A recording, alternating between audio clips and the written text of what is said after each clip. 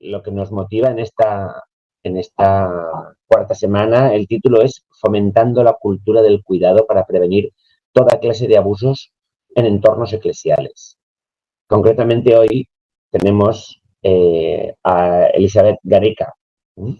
Elizabeth Gareca se define como feminista, teóloga biblista, cristiana católica, pero con aire sinodal, plural, democrático, horizontal y participativo.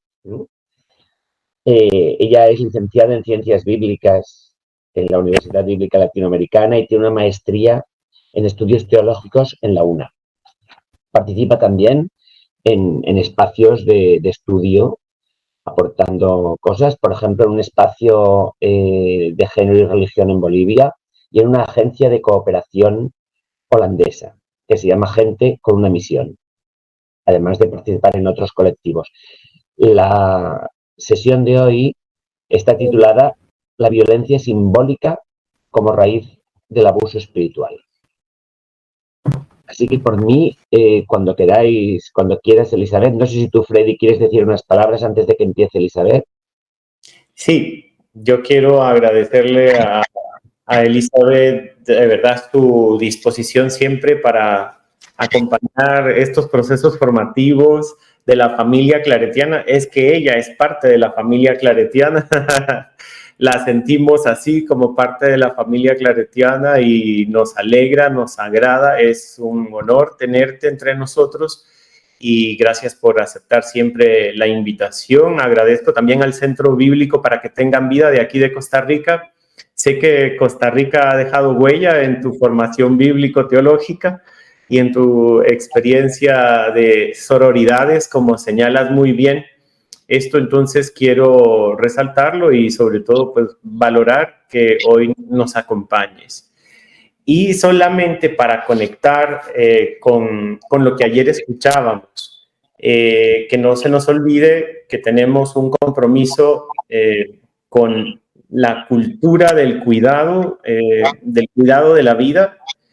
Ojalá viéramos la vida en todas sus formas, pero recordar que en este ámbito eclesial tenemos que crearlo de los entornos seguros, y nos decían, no basta un protocolo, no basta una normativa. Es importante entonces el que nos sintamos todos responsables en que se haga justicia y en reparar a las víctimas para que dejen de ser víctimas y sean protagonistas de procesos que les liberen de esa condición. Esto entonces que nos siga hoy ayudando para tejer esto de ser personas disponibles para cuidar, para defender la vida. Muchas gracias por la presentación, por la invitación y por las cariñosas palabras de ambos. Entonces aquí con mucho gusto para compartir estos quehaceres que también comprometen nuestro compromiso cristiano. Entonces confío en que están ya viendo mi pantalla y esta es la presentación que tengo para ustedes en esta mañana, en esta tarde. Entonces, como decía mi presentación, vengo trabajando ya hace varios años en un programa que cruza lo religioso y la teoría de género, ¿no? Entonces, ¿en qué medida también la violencia tiene raíces, tiene una genealogía muy profunda, ¿no? Y la violencia simbólica es nomás una violencia tan subjetiva que amerita que nos detengamos en su análisis. Entonces, yo soy laica, entonces no podría hablar desde otro lugar sobre abuso espiritual. Sin embargo, no hace falta mucha experiencia, nada más leer varios testimonios de mujeres de iglesia que han tenido abuso espiritual. Entonces, mi presentación va en el análisis de cuál es esa subjetividad, esos imaginarios que están dominando para que ocurra eso. Este desarrollo que yo tengo es en 4 puntos importantes. Primero hago un pincelazo con una introducción a mi temática. Luego voy a hablar de la violencia estructural y la relación o los puntos capilares de unión con el fenómeno religioso. Ahí quiero entrar a visibilizar la violencia simbólica, sobre todo basada en género, para incidir en los entornos eclesiales. Este punto voy a desarrollar en dos partecitas. Uno es el abuso espiritual y otro es una relectura bíblica en base a Génesis 1 y 3. 1 a 3, ¿no? Y luego es muy sucinta, no es a la profundidad que amerita la temática, es bien breve. Y luego el último punto que ya hacía mención padre Freddy sobre la cuidadanía, ¿no? Esta cultura de los cuidados. Entonces, la restauración de vidas para una cultura de cuidados. Entonces, en esta introducción que quiero hacer es que quiero hablar de cómo la gente, cualquier gente, ¿no?, se congrega alrededor de una comunidad de fe, de una iglesia, más allá de la católica, donde profesan una misma fe, un mismo mensaje, tienen un mismo libro sagrado, tienen algún profeta enviado de Dios y las mismas normas de convivencia. Esto es algo común que pasa casi en todas las religiones, ¿no? Entonces, las religiones, las iglesias, las comunidades de fe son diferentes unas a otras. No todas son iguales de fundamentalistas o de liberadoras. Hay un conglomerado, una diversidad de tendencias de pensamiento y de praxis también. Entonces, también tenemos dentro de las formas religiosas, tenemos convicciones de fe. Y esas convicciones de fe, que son muy personales, esas experiencias de fe van a determinar nuestra mirada al mundo. Y esto puede ser nuestro ser y estar en el mundo, nuestras acciones y nuestras omisiones también, ¿no?, en cuanto a nuestra práctica. Y esta es una encuesta del Latinbarómetro, creo que es del 2017. Y esto es para mostrarles lo importante que es para la sociedad boliviana, en este caso, lo religioso. Por ejemplo, en el primer gráfico que ustedes tienen, ¿no?, cuando preguntan a la gente sobre los conceptos en los que realmente cree, un 97.7% de la gente dice que cree en Dios, luego menos porcentaje cree en el cielo y aún menos porcentaje cree en la vida después de la muerte. En el infierno todavía menos, pero Dios es una creencia muy fuerte, ¿no?, dentro de nuestra sociedad. El segundo gráfico tiene que ver con el grado de valoración, de aceptación sobre los conceptos vitales en Bolivia. Por ejemplo, aquí el concepto en el que toda la población coincide es la familia, luego viene el trabajo, y el tercer concepto donde la población cree es lo religioso, con un 79.8%, es decir, casi un 80%. Entonces, esto es para mostrar lo importante o la importancia que debemos dar a lo religioso, a la religiosidad, a la espiritualidad de la población, no solamente en Bolivia, sino que creo en América Latina. Y aquí quiero un poco hablar sobre este teólogo, sociólogo Byung-Chul Han, que me encanta lo que habla y cómo analiza la violencia. Y él dice que la violencia ha sido dinámica en la historia de la evolución. Bien, les hablaba de este teólogo, sociólogo Byung-Chul Han, que habla de cómo ha evolucionado la violencia a lo largo de la historia. Y él afirma que en la Roma sanguinaria, por ejemplo, y de esa forma explícita de la violencia de los circos romanos como forma de comunicación social y política, vamos a una época más moderna como es en las dictaduras, décadas de los 60, 70, 80. Ahí la violencia ya se esconde dentro de los espacios privados, ¿no? Entonces ya no es explícita. Y finalmente en nuestro tiempo donde la violencia deja de ser explícita, física, y más bien se repliega a espacios intersticiales, sociales, ¿no?, que son subcomunicativos, capilares, casi invisibles. Entonces esta violencia, dice él, pasa de lo explícito a lo implícito, de lo visible a lo invisible, de lo directo a lo discreto, de lo físico a lo psíquico, ¿no? Entonces, para él, la violencia tiene esa topología, esa geografía y esa dinamicidad. Vamos pasando entonces. Y una forma, vamos al segundo punto, y esto ya tiene que ver con la violencia estructural, y siempre se la grafica como en 3 dimensiones, ¿no? La violencia directa, la violencia cultural y estructural, que está como en un iceberg, ¿no? Lo que no se puede ver es la violencia invisible, que es una gran masa subcutánea debajo de la superficie. Entonces, esta violencia estructural sociales, llámese escuela, gobierno, iglesia, etcétera, cómo esas instituciones o estructuras dañan ciertos individuos, impidiendo que se desarrollen y castigan y consigan cubrir todas sus necesidades, ¿no? Y este es el concepto de Galtung. La violencia estructural impide el alcance a la igualdad entre ciudadanos porque pone muchas categorías de discriminación: sexo, género, raza, grado académico, religiosidad, etcétera, muy permeados por pensamientos de la colonialidad, además, ¿no? Esta violencia estructural se subdivide en interna y en externa. Hay una violencia que se ejerce sobre nosotros mismos, pero también sobre otras instituciones, ¿no? Desde hacia la persona. Podemos pasar, porfa. Entonces, buscando, escarbando ahí sobre cómo sería esta génesis, esta genealogía de la violencia, muchos autores van a citar a las culturas y a las religiones, ¿no? Como las generadoras de estas formas violentas sociales, ¿no? En el caso de las culturas, por ejemplo, tenemos mitos violentos, cosmogónicos, patrióticos, patriarcales, siempre muy heroicos, con guerreros, cosmovisiones androcéntricas, costumbres coloniales con asignaciones siempre de género, arquetipos y héroes fundantes, ¿no? Como los mitos culturales.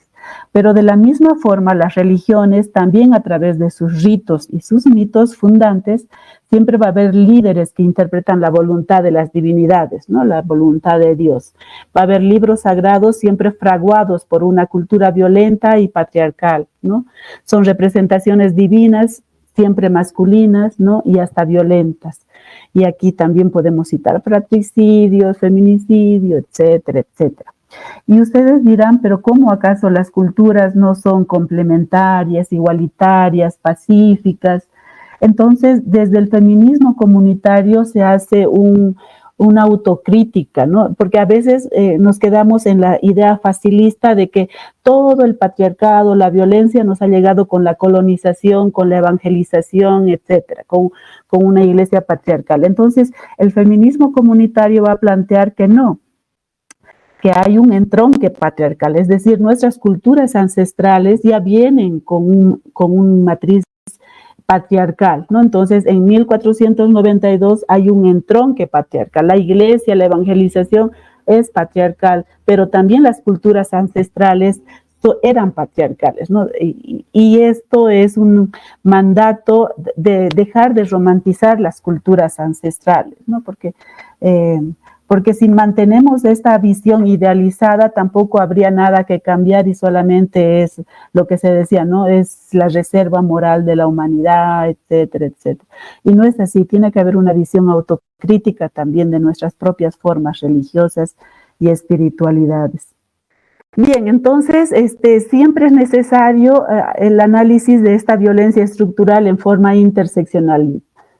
Es decir, por todas las categorías que nos subdividen en sujetos de primera y de segunda, que nos dividen verticalmente y también permiten las discriminaciones, ¿no? Ahí tenemos por razón de raza, de género, etcétera, ¿no? Racismo, sexismo, clasismo, por razón de clase, la homofobia, por razón de grado académico, por razón de etnocentrismo, de dónde tú eres, de dónde yo soy, mi cultura, mi pueblo como más importante, etcétera, ¿no? Entonces, por razón de edad, por razón de capacidad o discapacidad, por razón económica, es decir, hay una serie de categorías que van a permear nuestras relaciones sociales, y siempre nuestras relaciones sociales van a regirse por estas categorías. Por eso es importante visibilizar en forma interseccional, ¿no? Y no solamente yo por ser mujer me siento discriminada, no, hay un grado económico, hay una clase, etcétera, etcétera. Es decir, hay un montón de identidades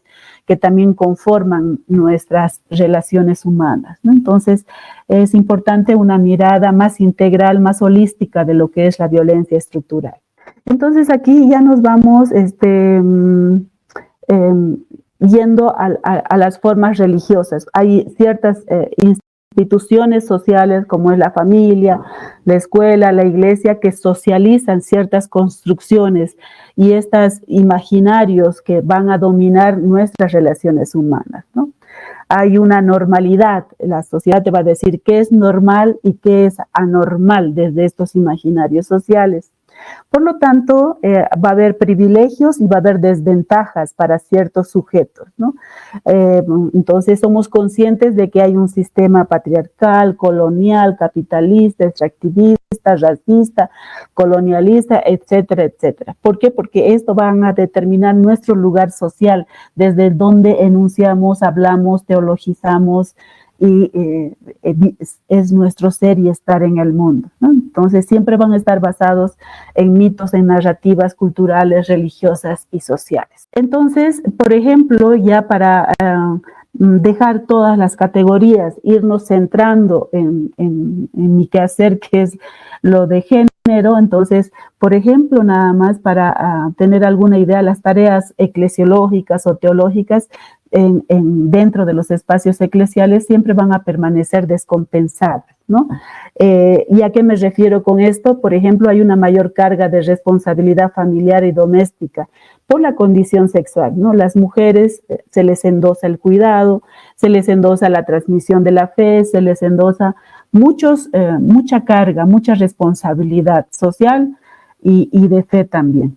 Hay una menor presencia activa en la vida celebrativa, ¿no? Y esto es evidente por la imposibilidad, por ejemplo, en el acceso al sacerdocio. Menos acceso a la formación teológica, aunque cada vez con más espacios abiertos. Los cuidados y la afectividad siempre son endosados a nosotras. Hay una mayor carga emocional y siempre estamos siendo juzgadas con sospecha, con culpa y desde la invisibilidad, desde el ninguneo permanente, desde esto de las eternas menores de edad en ámbitos eclesiológicos y teológicos, ¿no? Entonces ya nos vamos adentrando en solo una categoría. Habíamos dicho que la violencia estructural tiene muchas categorías, pero ahora nos vamos ya centrando en lo que es el género. Bien, seguimos con nuestro cuadrito, que es la metáfora del iceberg, ¿no? Lo que es visible y lo que es invisible. Dentro de la violencia estructural ya decíamos que hay la violencia cultural, por ejemplo, es una de las violencias que están por debajo de la superficie, ¿no? En el iceberg podemos ver apenas una puntita muy pequeña, ¿no? Donde podemos ver todo lo visible: violencia física, sexual, económica, feminicidio, como la cúspide de todas las violencias. Pero adentro de la superficie hay una gran masa a tener en cuenta y analizar, porque si no analizamos, si no somos conscientes de esta masa debajo de la superficie, nos va a ser muy difícil comprender la pequeña cúspide visible que tenemos, ¿no? Entonces, a esta violencia que está por debajo de la superficie, que se necesita un lente crítico, siempre desarrollar esta mirada crítica, ¿no? Para identificar qué situaciones, qué discursos, qué prácticas están incubando esta violencia simbólica, ¿no? Entonces, mientras haya una ignorancia de esta violencia, nos va a llevar a no hacer nada, a la inercia total, ¿no? Y entonces, esta violencia simbólica aplica para todas las categorías de discriminación, de raza, de religión, de lenguaje, de ideología, de clase, de edad, etcétera, ¿no? Entonces hay una negación de necesidades, por lo tanto se va a generar desigualdades, ¿no? Y por supuesto una falta de libertad o opresión a ciertos sujetos en frente de otros que van a tener privilegios, ¿no? En razón de edad, por ejemplo, va a ser diferente una persona adulta que un niño, que no se le da la misma igualdad en términos de escucha, para la toma de decisiones, etc. Entonces, es una violencia que se reproduce con la participación de quien la padece, ¿no? Unos y otros y otras y unos no son conscientes de padecerla y de practicarla. Y aquí entra esto de que, ay sí, pero las mujeres también son machistas, por supuesto, porque no somos conscientes de que somos víctimas de esta violencia simbólica, ¿no? Entonces, cuando alguna gente te dice, ay, mi mamá es quien me ha educado con estos códigos machistas. Entonces, por ejemplo, reproducimos memes que son violentos para las mujeres, cantamos canciones, reproducimos chistes misóginos, donde se nos ven a las mujeres como chismosas, huecas, vacías, preocupadas de la belleza, superficiales, chismosas, etc. Entonces, los reproducimos hombres y mujeres, ¿no? Como desde esta inconsciencia y de esta falta de lente crítico a esta violencia que ya va naturalizando, ¿no?, ciertas formas de discriminación. Entonces, la violencia simbólica es la imposición de sistemas, ¿no?, de simbolismos y significados sobre grupos de personas de modo tal que se permita la imposición. Esta imposición de normas se la ve como legítima. Entonces, ¿qué decimos? No es que es la naturaleza, es un ser varón, que es un ser femenino, qué tiene que hacer, es la voluntad de Dios, no es que es la tradición, siempre se ha hecho así, ¿para qué vamos a cambiar? No es que es la cultura, nuestra cultura es así, ¿no? Entonces no cuestionamos estas formas que son violentas, ¿no? Entonces pensamos que todo es natural, que está bien, y ahí es donde naturalizamos esta violencia simbólica. Y entonces, y aquí ya nos adentramos en este cruce de la violencia simbólica dentro del cristianismo y dentro de las formas religiosas, ¿no? Y básicamente toma cuerpo en tres ámbitos, ¿no? En el ámbito antropológico, en el ámbito eclesiológico y en el ámbito teológico, ¿no? Esta violencia simbólica, o sea, es bien integral, por eso es tan difícil también de erradicar.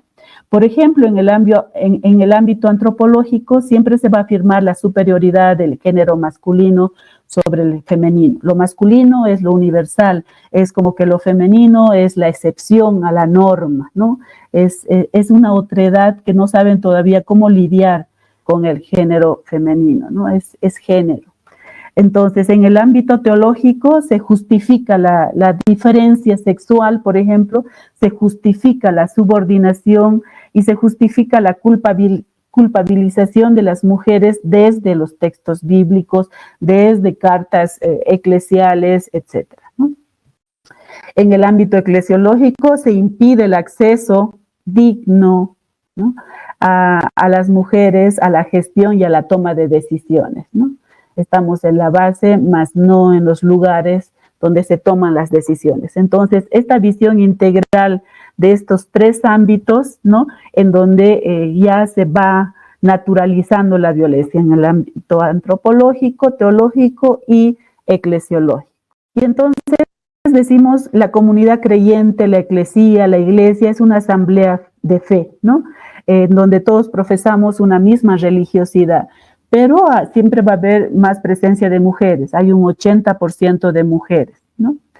Y aquí he ido poniendo algunas formas que a mí ya me parecen violentas, ¿no? En la Iglesia Católica, por ejemplo, otorga un grado de honorífico, que son los doctores de la Iglesia, ¿no? En total hay 36 en la Iglesia Católica y solamente 4 son mujeres, ¿no? Y puestas con mucha presión después de mucho tiempo. Otra violencia simbólica, por ejemplo, en Primera de Timoteo, ¿no? La mujer se salvará solo engendrando hijos, ¿no? Porque somos tan malvadas, ¿no?, que no va a ser fácil nuestra salvación. La representación variada de María, siempre como la figura femenina, religiosa, callada, silente, que a todo dice sí, ¿no? esa es la forma más representativa de María. O esto de que Cristo es la cabeza del esposo y el esposo es la cabeza de la esposa, etcétera, también sacada de los textos bíblicos, ¿no? Aquí hay una foto, creo que es del 2018, donde se derrama vino en el altar en una celebración de Roma y son las mujeres, las religiosas, que corren a limpiar el vino mientras los clérigos están ahí sentados mirando y esperando que se limpien las cosas. A mí me parece muy chocante esa imagen y esa fotografía, ¿no? Más violencia simbólica, por ejemplo, en la Carta Apostólica Mulieris Dignitate, ¿no? Ya de los 80 es esta, de Juan Pablo II, ¿no? Entonces, ahí se afirma dos posibles vocaciones para las mujeres, ¿no? O han nacido para la maternidad o han nacido para la virginidad, ¿no? Entonces, son dos dimensiones particulares de cómo las mujeres pueden realizarse, ¿no? Y esto está en el número 17, pero en ningún documento eclesial, ninguno, se habla de cuál es la vocación del varón. Es decir, ¿por qué tienen que pensar cuál es la vocación de las mujeres y por qué no piensan cuál es la vocación del varón, ¿no? Entonces, además es bien, no sé, bien absurdo que nos pongan estas dos formas de autorrealización de las mujeres, ¿no? Entonces, y esto es de los 80, no es tan antiguo. Entonces, la violencia simbólica, lo que dice Pierre Bourdieu, es la dominación subjetiva, ¿no? De conciencias, de pensamientos. Entonces, nuestras leyes pueden estar igualitarias en este momento. La mayoría de los países latinoamericanos y europeos tienen leyes que garantizan la igualdad de derechos de hombres y mujeres. Sin embargo, ¿qué está fallando dentro de todo eso? Y yo siento que lo que está fallando es estos supuestos, estos prejuicios, estos pensamientos que tenemos internalizados y que no nos permiten una igualdad real a nivel de sociedad, a nivel de iglesia, ¿no? Entonces, por eso es importante abordar esta violencia simbólica.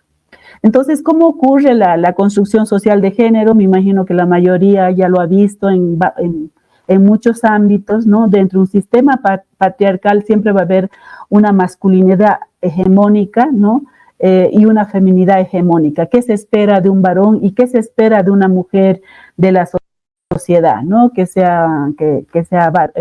es varón, que sea blanco, que sea profesional, etcétera, exitoso, mujeriego, ojalá bueno, no sé, que viaja mucho. Entonces, eso es lo que una sociedad espera, ¿no? Entonces, cuando hablamos de esos ideales, hablamos de una masculinidad hegemónica permeados por estas conductas machistas, ¿no?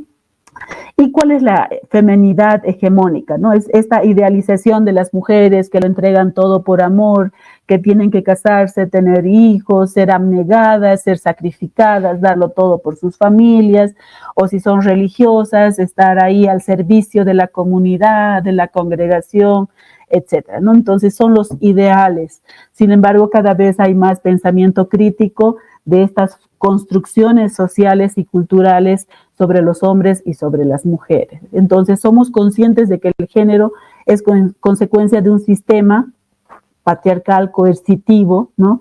Que se apropia de los valores culturales y de los sexos biológicos. A partir del sexo biológico hacemos esta construcción como si fuera esto natural de las mujeres y esto natural de los varones, ¿no? Y mientras tengamos este pensamiento, somos incapaces de cuestionar esta distribución, porque ya esta distribución incuba desigualdad, ¿no? Entonces, son tan sutiles las desigualdades que pensamos que son naturales, ¿no?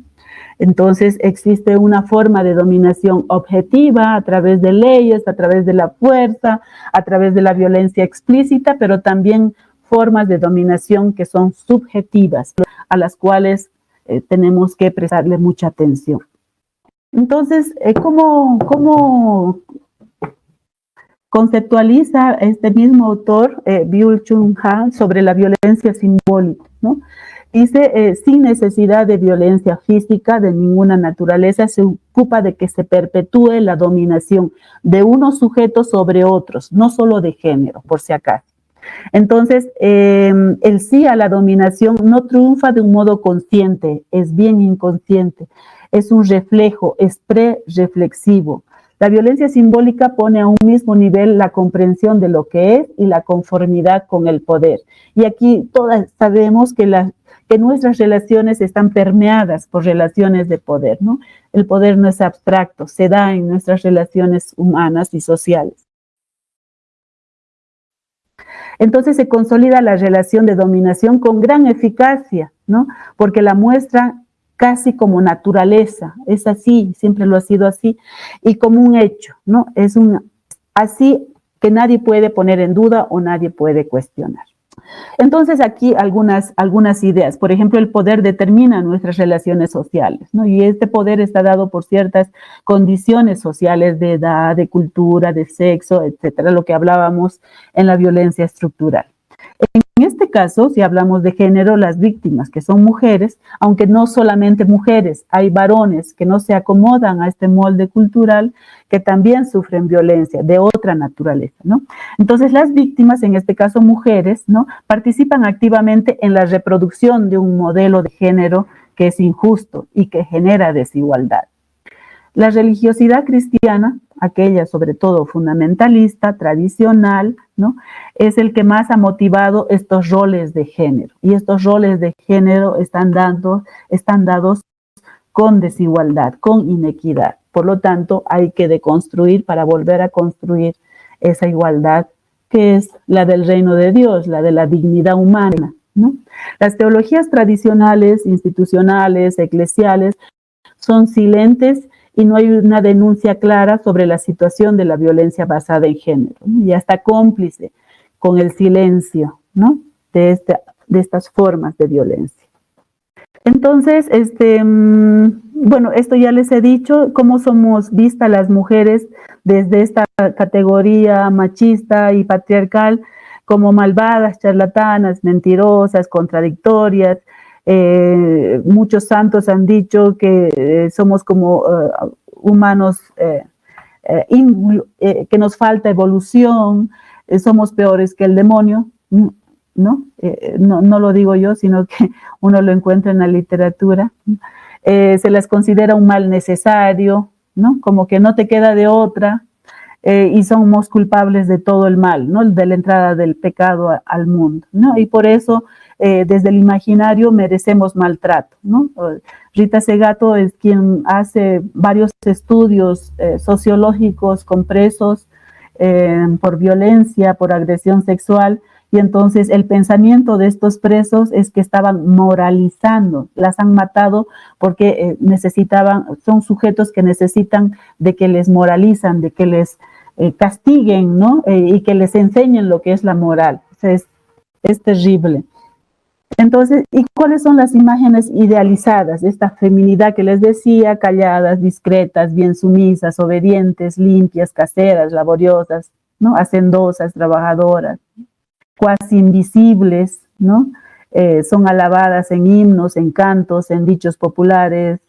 Aquí en Bolivia tenemos el himno a la madre, dice: abnegada, soportan las cruces. O sea, es decir, en canciones, en chistes, cómo se nos ve y cómo se nos quisiera ver, o en poemas, ¿no? Me gusta cuando callas porque estás como ausente, ¿no? Pablo Neruda, por ejemplo. Entonces, en poemas nos han ido metiendo cuál es nuestro lugar social que deberíamos habitar como mujeres, ¿no? Es que somos la otredad de esta humanidad universal, ¿no?, de cuerpo masculino.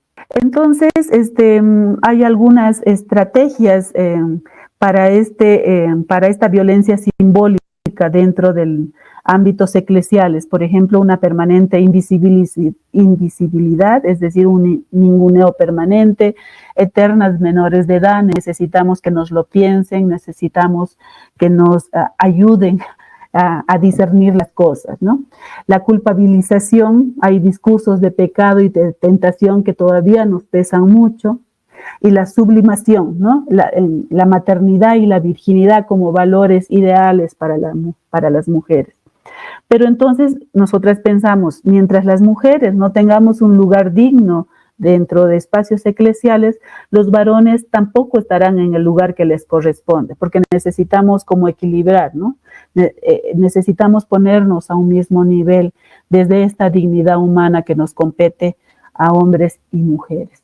Y entonces esta violencia simbólica ha estado presente en toda la historia del cristianismo, del judaísmo y de textos bíblicos y de toda la historia de salvación y de la iglesia que tenemos, ¿no? Por ejemplo, se nos olvida mencionar a las mujeres que son protagonistas, ¿no? Un montón de mujeres, ancestras bíblicas, pero también durante toda la Edad Media, las beguinas, un montón de mujeres que han aportado no solamente a la iglesia, sino también a la ciencia, ¿no? Tenemos el Día del Biblista, donde ensalzamos a Jerónimo, traductor de la Biblia, pero Jerónimo tenía, ¿no?, a 3 mujeres que colaboraban con él, y en una de sus cartas de Jerónimo dice: ay, Marcela, cómo con tus preguntas me das tanto a pensar. Es decir, estas cartas están delatando la participación activa de estas mujeres en las traducciones, ¿no? Entonces, pero no, completamente invisibilizadas, y solamente él es el único traductor, ¿no?, y comentarista de la Biblia, ¿no? Se la saca de la narrativa y por lo tanto también se saca de la memoria social, ¿no? Pablo omite que Jesús se aparece a las mujeres, ¿no? No lo menciona en ninguna parte, por ejemplo, ya muy prontito, ¿no? En la historia del cristianismo. Se tergiversa sus aportes, sus discursos, sus acciones, ¿no? Por ejemplo, a Febe, ¿no? Diácona, dice: ah, no, es que las diáconas existían porque eran esposas de los diáconos, y no es así, ¿no? El Satames ya hace un comentario de esto, ¿no? Había diaconisas, ¿no? Y Febe es una de ellas y es portadora de la carta romana. Se las minimiza cuando, por ejemplo, se resaltó a las mujeres como protagonistas de la tumba vacía de Marcos 15:41, ¿no? Eso eran, cuando habla de los relatos de la pasión, dice: las mujeres que le siguieron desde Galilea, ¿no? Con los 2 verbos del discipulado, ¿no? Acoliteo y diaconeo. Entonces, pero no ha mencionado en ninguna otra parte de su evangelio, solamente las menciona al final. Entonces quiere decir que cuando leamos los 12, cuando leamos los discípulos, tenemos que imaginar la presencia de estas mujeres que también estaban en los relatos de la pasión, y tenemos que sospechar, ¿no? No nos queda de otra. Se reescribe las narraciones deformando la memoria de ellas. Un claro ejemplo es todo lo que han hecho con la memoria de María Magdalena, ¿no? Confundirla con una prostituta cuando ha sido una lideresa casi a la par de Pedro en todas las comunidades primitivas cristianas. Y entonces aquí paso a este puntito muy breve sobre la violencia espiritual, ¿no? Si la violencia simbólica por debajo de la superficie es sistemática y nos han hecho creer que somos sujetos de segunda categoría, entonces qué fácil es dar el paso hacia la violencia espiritual. Pero tengamos en cuenta todo lo que hemos venido hablando sobre la violencia simbólica. Entonces uno puede juzgar a las religiosas, a las mujeres de iglesia que han sido abusadas, y decir: ¿cómo no se van a dar cuenta? ¿Cómo no han denunciado antes? Es que es tan sistemático, tan discursos que han permanecido durante toda la vida, y más con el voto de la obediencia, ¿no? Entonces, para poder criticar y decir: pero ¿cómo es que se han aguantado tanto y no han denunciado antes? Tenemos que tener presente todo esto que hemos venido diciendo. Y aquí un pedacito de lo que dice Luceta Scarafia, ¿no?, que trabajaba antes para Roma. Dice: las monjas cocinan, lavan, cocinan para ellas gratuitamente o a cambio de un salario misérrimo. Y no se las invita nunca a sentarse en la mesa, sino que comen solas en la cocina como corresponde a las sirvientas, en una investigación que ella hace y escribe después, ¿no?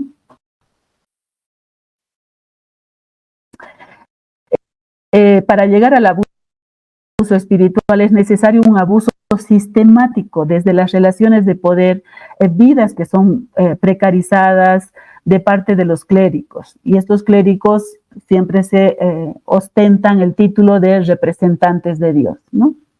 Entonces, las religiosas víctimas de esta violencia no han logrado respuestas asertivas, menos todavía han obtenido justicia por parte de los prelados. Muchas de ellas en sus testimonios han sido,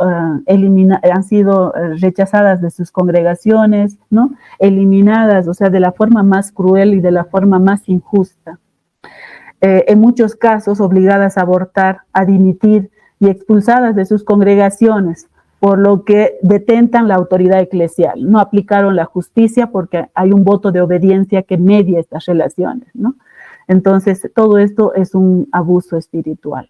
Entonces, ¿qué es abuso espiritual? Es hacernos cargar con el pecado de la culpa también, ¿no? Desde los discursos de Eva, nombradas como sexo débil por muchos padres de la iglesia.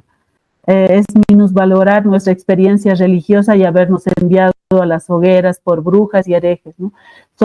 Era la iglesia quien decía qué es una experiencia religiosa y qué no es una experiencia religiosa. A un montón de místicas y de santas les han hecho quemar sus escritos, ¿no? Porque no sé, era un varón, era la iglesia quien decía, no, esto no es experiencia religiosa, ¿no? Esto a quemar, a desechar. Entonces, eso es violencia espiritual. Impedir el diaconado de las mujeres o el presbiterado en condiciones igualitarias, ¿no? Y con mucha pena leemos el documento final del sínodo de la sinodalidad, donde depositábamos esperanzas de que de una vez se dé esta situación y da para seguir luchando y seguir demandando el diaconado. No permitirnos tomar nuestras propias decisiones y que todavía los clérigos las asuman por nosotras, ¿no? Hacer teología pensando que somos el objeto de estudio, ¿no?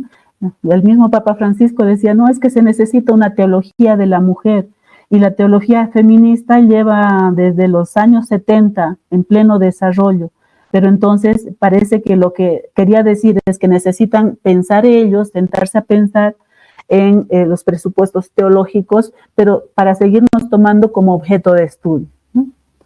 No como sujetos.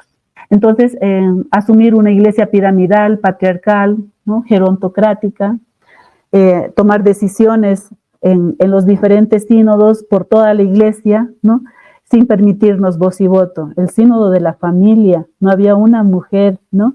Y estaban hablando de las familias, es contradictorio. Eso es abuso espiritual, ¿no? Entonces, la base para que se dé toda esta violencia espiritual es la violencia simbólica, ya les decía, porque se determina nuestro lugar social, ¿no? Y nuestro lugar eclesial.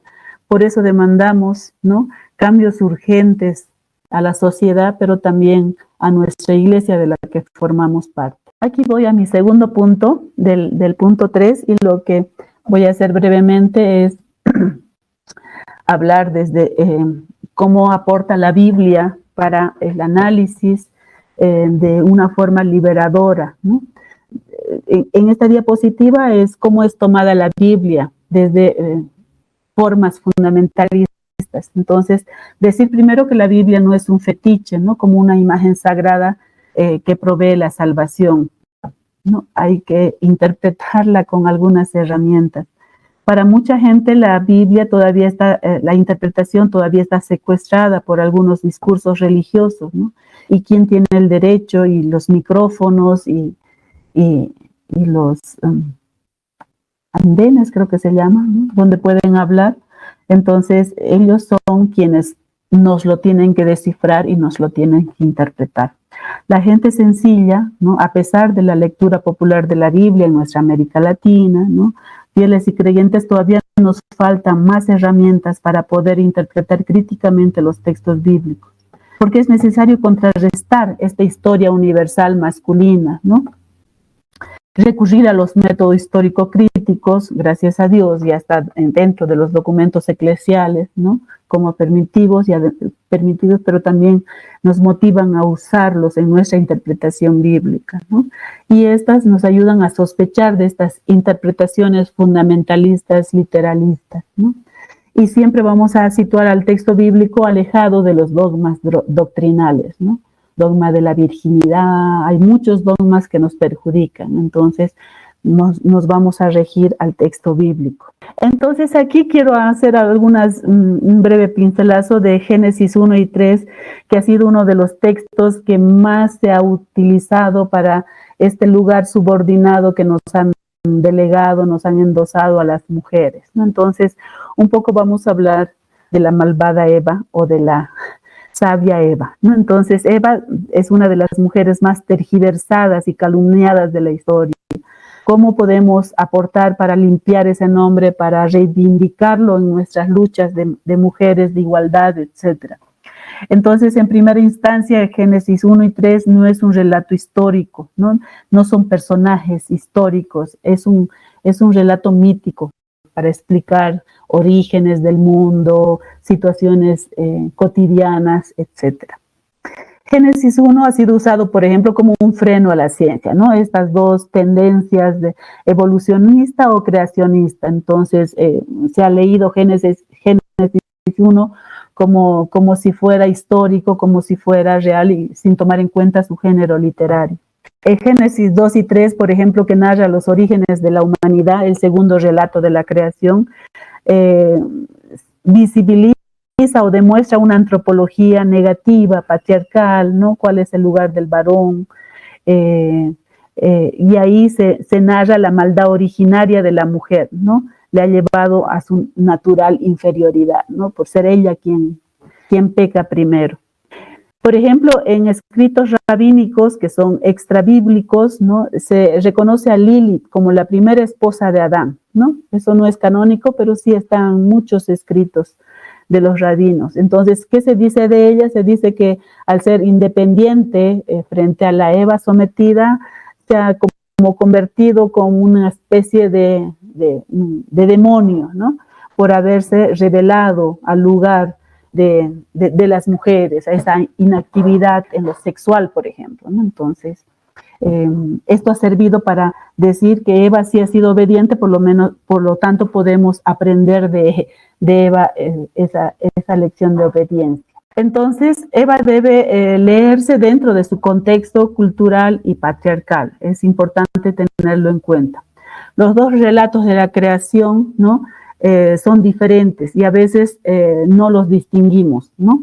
En Génesis 1 todo es armónico y bueno, y la pareja humana es el culmen de la creación. Tampoco lo resaltamos en nuestras relecturas bíblicas. En el primer relato apunta a la igualdad y en el segundo relato apunta a la diferencia, sobre todo la sexual, ¿no? Sin hablar de jerarquías, ¿no? Por ejemplo, lo seco y lo húmedo, que han sido separados dentro de la creación, no se está hablando que uno tiene un orden superior al otro, ¿no? Lo mismo pasa con hombre y mujer, no se habla de uno superior al otro, ¿no?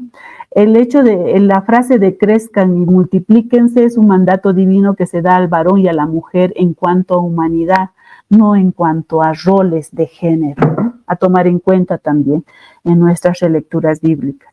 Entonces, hay algunos detalles lingüísticos. Por ejemplo, la palabra Selah, que siempre se lo ha traducido como costilla, y costilla es indiferenciado para hombre y mujer, pero también podría ser seno, también podría ser costado, que va a ser diferente en el caso del hombre, en el caso de la mujer. Entonces, traducir en la mayoría de las traducciones bíblicas como costilla, ¿no? Es el significado menos afectado por la diferencia sexual, ¿no? Por lo tanto, alguna conclusión de que es una traducción androcéntrica, evita la conexión con los mitos del entorno, ¿no? Sumerios, por ejemplo, donde la hembra es como el origen de la humanidad, ¿no?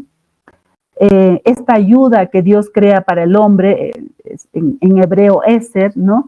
No es cualquier ayuda, es una ayuda que es vital, porque sin esa ayuda, Eser, la vida es inviable, ¿no? Entonces, lingüísticamente, Génesis 3:22, Dios observa que Adán se ha convertido como Dios, ¿no? Y este es un valor singular, ¿no? No está hablando en plural, solamente está hablando en singular al hombre. En Génesis 3:23 al 24, Dios echa del jardín, así termina, ¿no? Este relato, al hombre en singular, no está diciendo en plural. Interesantes detalles lingüísticos a tener en cuenta en nuestras relecturas bíblicas. Y aquí he encontrado un artículo de Jose Hone, es una teóloga holandesa que ha vivido muchos años en El Salvador. Y ella dice que Génesis 2 y 3 debemos leer con este trasfondo del rey Salomón, ¿no? El rey Salomón como la acumulación de la riqueza, pero también de la divinización, ¿no? Adán representa para ella al rey y Eva al pueblo. Salomón también pide a Dios la capacidad de diferenciar el bien y el mal, ¿no? Que está en Primera de Reyes 3:9, muy parecido a lo que encontramos en Génesis 2 y 3. Entonces, pareciera un texto en contra de la divinización del rey Salomón, ¿no? En contra de la divinización de Adán, ¿no? Que se convierte como Dios. Entonces, y esto está en Primera de Reyes 6:23, ¿no? Esto de los querubines que aparecen en el jardín del Edén también aparecen en el templo del rey Salomón, de Primera de Reyes 6:23. Es decir, hay muchos paralelismos como para que ella diga, podemos leer estos 2 capítulos del Génesis con el trasfondo del reinado del rey Salomón. Entonces, para esta teóloga, ella, Eva, ¿no? que representa al pueblo, come y no pasa nada, come el de la manzana y no pasa nada, pero cuando da la fruta prohibida a Adán, que era el rey, tiene consecuencias nocivas para toda la humanidad. Por eso termina echando al hombre, al rey en singular, del jardín. Dios no está de acuerdo con la divinización del rey Salomón, que además de tener poder, también tiene el poder de discernir el bien y el mal, ¿no? De hacer los juicios de valor, ¿no? Entonces ya estaría el pueblo en términos modernos, bajo una dictadura. Tiene todo el poder económico, inclusive el poder divino. Entonces, me ha parecido interesante como para traerles esto, porque el relato de Eva va a ser el que más va a perjudicar, ¿no? Nuestra igualdad y nuestra igual dignidad. Entonces, los relatos del pecado, de la caída, que generalmente se los denomina, han sido endosados a Eva y por lo tanto a todas las mujeres, lo cual ha dado lugar a una violencia simbólica que subordina a las mujeres. Entonces, es importante dar otra interpretación bíblica que sea más liberadora, ¿no? Para transformar esta violencia banalizada, naturalizada, que nos llega desde las relecturas bíblicas, ¿no? Ese lugar de subordinación aprendemos, nos enseñan a crecer insatisfechas, a vivir siempre con la culpa y a sentir miedo, ¿no? Desde esas vivencias es fácil entender a las víctimas de cómo llegaron al abuso espiritual. La aceptación de la subordinación desde Génesis 3 predispone a aceptar el sufrimiento de una eterna expiación de culpas que va a terminar con la muerte, ¿no? La culpa nos domestica y nos controla permanentemente nuestra forma de ser y de estar en el mundo. Entonces, y aquí entro a mi último punto sobre la restauración de vidas desde la cultura de los cuidados o desde la cuidadanía. Esta palabra nace justamente en España. Se equivocan al poner ciudadanía y pusieron una plaqueta como cuidadanía, pero repensando esta palabra, dice, qué bien, porque justamente esto es lo que queremos decir, la cuidadanía como una cultura de cuidados. Entonces, ¿qué nos tocaría hacer? Ahí pongo algunas tareas, ¿no? Es importante restaurar las vidas violentadas, comenzando por reconocer la igual dignidad humana, ¿no? La dignidad es el valor principal de todo pensamiento cristiano. Es importante recordar algunos versículos bíblicos. Los creó semejante a Dios, los creó semejante a Dios mismo. Hombre y mujer los creó y les dio la bendición. Génesis 1:27. Y en Hechos 10:34, porque Dios no hace acepción de personas, por ejemplo. Las mujeres, con especial énfasis, las mujeres creyentes de iglesia, tenemos herida nuestra dignidad, ¿no? Desde estas relecturas bíblicas, desde estos documentos eclesiales, desde estos discursos religiosos, desde muchos santos que han castigado a las mujeres, a sus escritos, a su pensamiento, a su experiencia religiosa. Siempre las mujeres vamos a ser la excepción de la norma, por lo tanto siempre incomodamos, ¿no? Desde nuestra presencia Pareciera que el clero, la iglesia, institución, no sabe qué hacer con nosotras, ¿no? Entonces, no sabe cómo pensarnos, pero esto de ampliar la tienda, que se hablaba tan bonito en el sínodo de la sinodalidad, no se está cumpliendo, ¿no? Entonces, muchas mujeres nos inmovilizamos precisamente por cargar culpas sociales y religiosas, acuerpamos el miedo y la culpa. Por lo tanto, es necesario trabajar en eso. Y entonces, aquí, ¿soy acaso el guardián de mi hermano? Y podemos decir, ¿soy acaso el guardián de mi hermana? Entonces, valiéndonos de esta parábola de Lucas 7, 25 al 37, sobre el samaritano, entonces podemos decir hoy en día hay salteadores del camino que violentan, ¿no? Que violentan. Hay indiferentes como el sacerdote y el levita también, que pasan de largo desde esa indiferencia, desde esos quehaceres eclesiales y teológicos. Pero también hay samaritanos y samaritanos que cuidan, como los hospederos también, ¿no? Que se encargan de una restauración completa. Es necesario trabajar en estas formas de cuidado.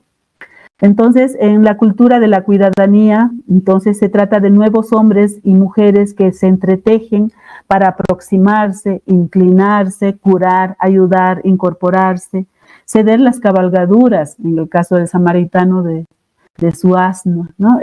Cuidar y crear estructuras sociales y políticas para la reparación y el fortalecimiento de las mujeres heridas, suponiendo que, por ejemplo, ese herido del camino fuese una mujer herida, ¿cómo cambia el texto, cierto? ¿Cómo cambia?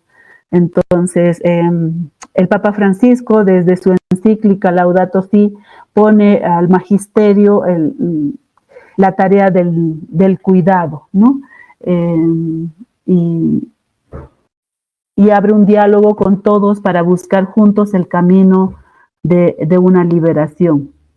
Es importante entonces reconocer a las mujeres de iglesia, aquellas violentadas, para acompañarles en su proceso de sanación por el abuso espiritual, colaborar con su salud integral y devolverles un lugar social y eclesial digno, más allá de eliminarlas de sus congregaciones.